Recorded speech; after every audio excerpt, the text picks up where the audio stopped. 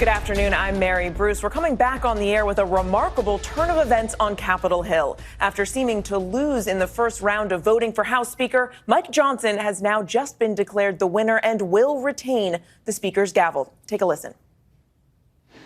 The tellers agree in their tallies that the total number of votes cast is 434, of which the Honorable Mike Johnson of the state of Louisiana has received 218.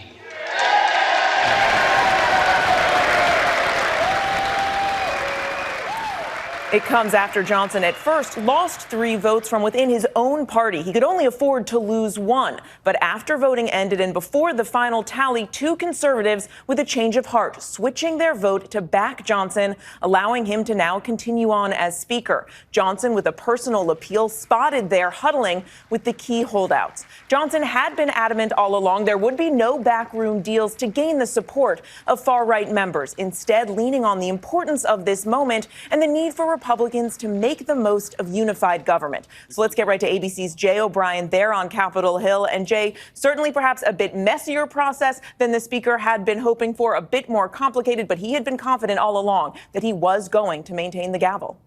Exactly right, Mary. A dramatic scene just there on the House floor. So Republicans choosing to leave this vote open, not gaveling it out, not ending the vote. Instead, we saw on camera Mike Johnson and other Republicans meeting with 2 of those 3 holdout votes, the 2 that Johnson would have needed to flip to get reelected. At one point, walking off the floor with both of them. That includes Keith Self and Ralph Norman. Those 2 holdout votes then meeting with Johnson behind closed doors. All of this playing out over roughly a 90-minute period since the vote ended. Ultimately, they emerge from behind those 2 closed doors, and then Ralph Norman and Keith Self, they walk up to the Speaker's rostrum and they change their vote just before the vote is gavelled out, which is allowed under the House rules. It puts Johnson over the threshold that he needed.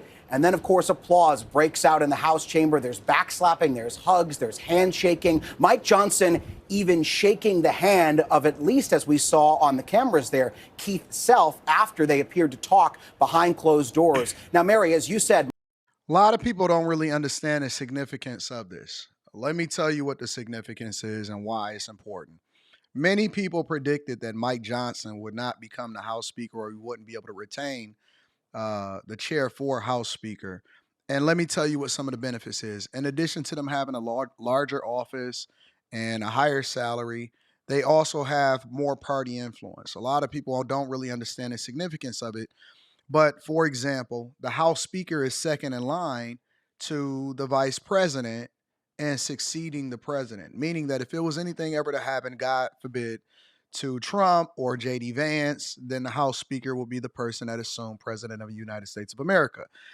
Again, they also get a higher salary and they get a larger office. But more important, they wield significant influence because they essentially become a voice of the party. They become a significant voice of Congress. And that is very important when you're pushing through legislation and trying to work on behalf of the American people, especially considering this past election where people want to get things done. They want legislation to be passed through. They want immigration reform, not even reform. They want the immigration that's on the books to, essentially be enforced. And then we also want to continue to fund the things that's best for Americans. So Trump's endorsement of Mike Johnson, I believe, also helped push him over the line. But I am curious to see who these holdouts were, or to find out exactly, not even who the holdouts were, because we know who those are, but what they wanted and what conversations was being had as far as what concessions Mike Johnson had to give in order to retain House Speaker. Now, we know that Hakeem Jeffries obviously is an op. He said that they would get, or Mike Johnson would get, no support from Democrats, which that's obvious. Mike Johnson could only afford to lose 1 Republican in order to retain a seat. But essentially, he got what he needed in order to retain being House Speaker, which bodes well for the Republican Party and American people, because this is a person who Trump wanted to retain House Speaker, which is one of the reasons why he endorsed him. Let's continue to find out more about what happened and how it played out. Mike Johnson was adamant. He would make no concessions. He would not put himself in the place that Kevin McCarthy was in 2 years ago, where he made serious concessions that ultimately cost him his speakership. So very much unclear at this hour exactly what those three talked about behind closed doors, but clearly enough to switch those votes, Mary. Just a remarkable about-face and unfolding of events here that allows Mike Johnson to maintain the gavel, but also for those ultra-conservative members to make clear their displeasure as well. Let's go to ABC's chief Washington correspondent, Jonathan Karl, because, John, looming large over all of this, the president-elect. Look, Mike Johnson owes his speakership, his second speakership, to Donald Trump. It's just that simple. You had at least 17, 18 members who were poised to vote against him, who were uncommitted to voting for him. They faced pressure from Donald Trump, direct involvement from Donald Trump, who sent a very clear message. The message is, we need a Speaker of the House. We need a Speaker of the House now, because until we have a Speaker of the House, my election victory cannot be certified. That's scheduled for Monday, and we can't get to work on the agenda for my first 100 days. That was Trump's message. He made calls himself. He got the recalcitrant members to come to heel. But Mary, what this shows is just how narrow this margin is in the House, how difficult this process was. And he had a major argument to make, which is, you got to get a speaker so I can become president. I mean, what could be a more powerful argument for Donald Trump to members of his own party? He's going to have to use arguments going forward to get his agenda through the Congress. It may not be as relatively easy, even though this didn't look all that easy, to get as it was to get Mike Johnson reelected speaker.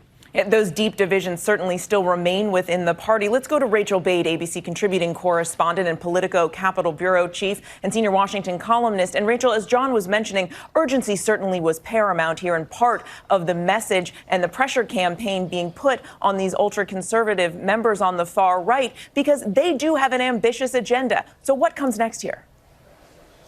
You're absolutely right, Mary. I mean, when I talked last night to a bunch of folks close with Donald Trump, their message to me was that the incoming president isn't backing him just because he likes Mike Johnson, or regardless of what he feels about Mike Johnson. This is about moving forward the president-elect's agenda. They wanted to move quickly. They want to get a border bill passed within the first 30 days after Donald Trump gets sworn in. A big, long, drawn-out speakership battle. It would delay the certification of the Electoral College. It could delay Donald Trump being sworn in. That is not something Republicans want right now. They feel like they've been given a mandate by voters to enact a lot of changes, whether it's on the border, whether it's on crime, whether it's on taxes, and they're eager to move quickly. And so you're going to see them do that right away now that Speaker Johnson has the gavel again. I mean, as soon as tomorrow, Mary, they're going to be gathering to talk about these sort of next steps, things they can sort of prep for in the 2 or so weeks before Donald Trump gets sworn in. So they're going to be moving quickly to.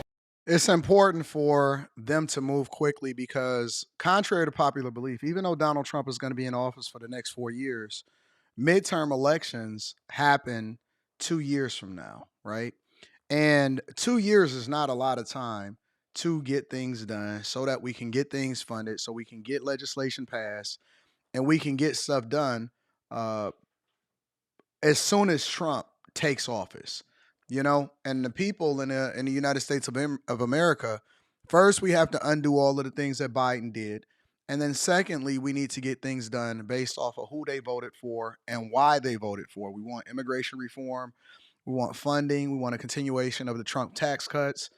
We want to incentivize businesses to work here in the United States of America. We want to put pressure on these other countries, including tariffs.